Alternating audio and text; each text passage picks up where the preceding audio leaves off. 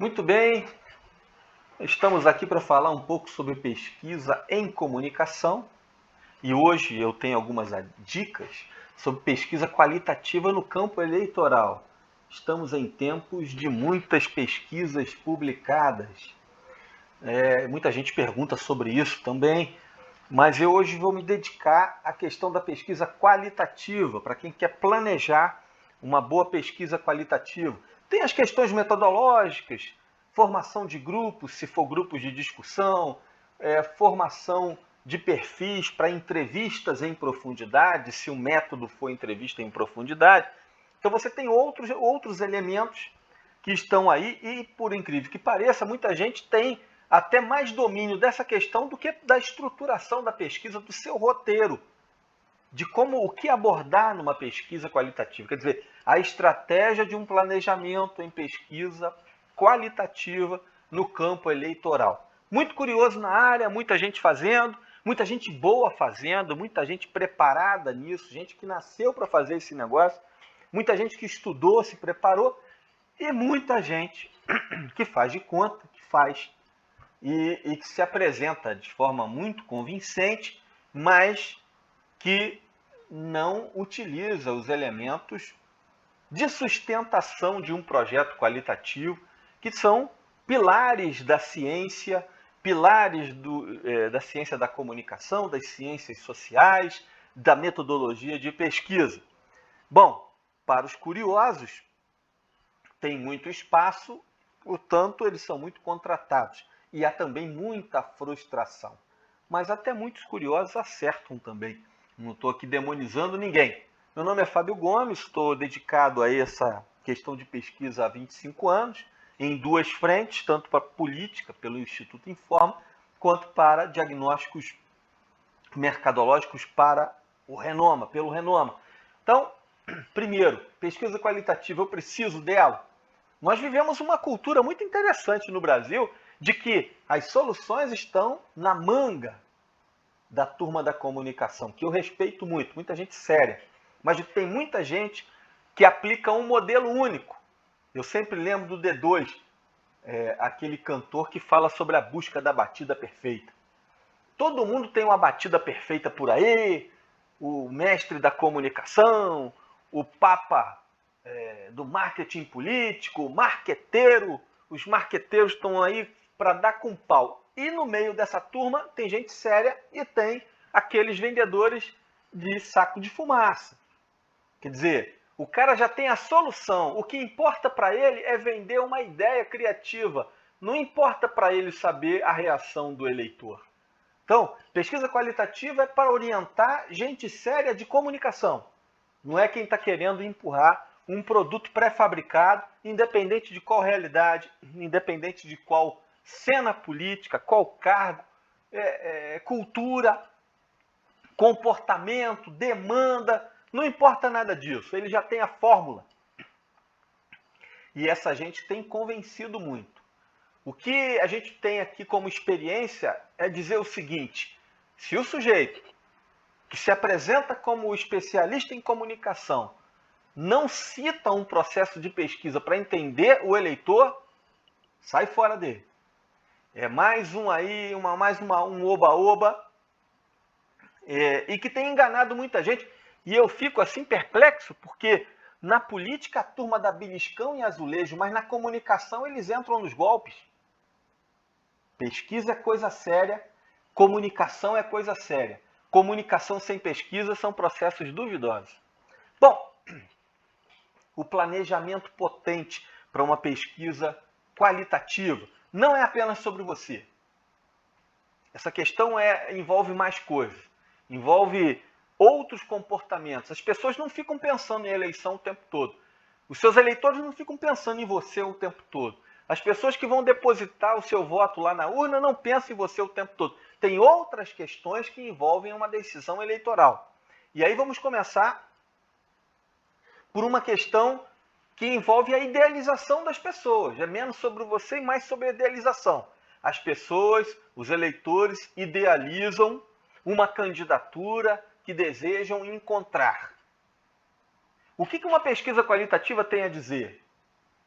O quão distante a forma com que você é percebido está de um projeto idealizado de voto das pessoas. Quer dizer, elas idealizam uma candidatura e têm a percepção sobre você. O quão distante ou o quão próximo você está dessa idealização. Essa é a maior riqueza e a maior qualidade e a melhor informação que uma pesquisa qualitativa pode trazer. Então vamos a alguns passos. Primeiro, conhecer as demandas do eleitor. Cada realidade é um conjunto de informações, é uma comunidade de comunicação.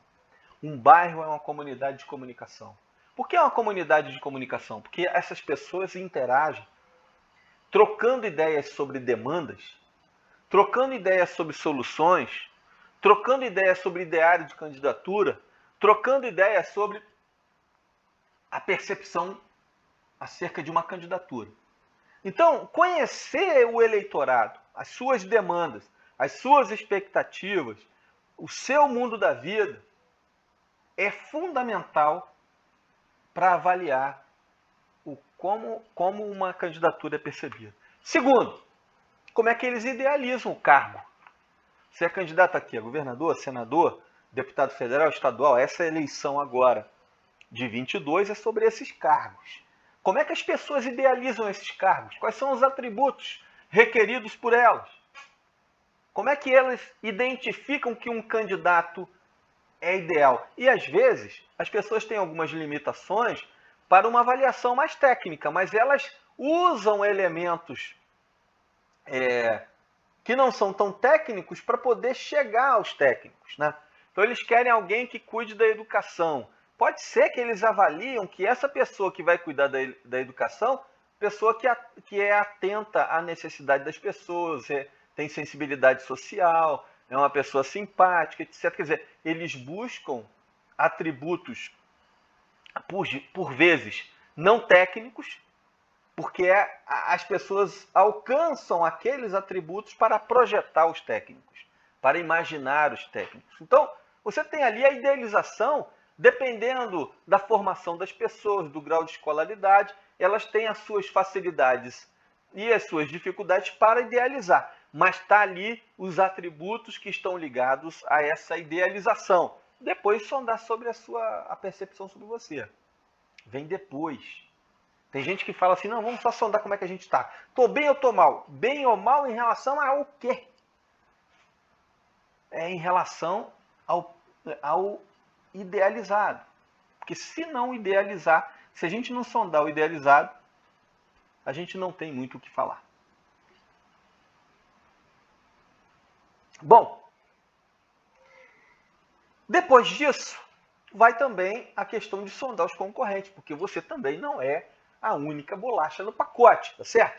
Tem outros concorrentes aí que estão se apresentando, que estão com competências comunicativas, que tem gente preparada, que tem também aqueles curiosos que fazem as suas campanhas.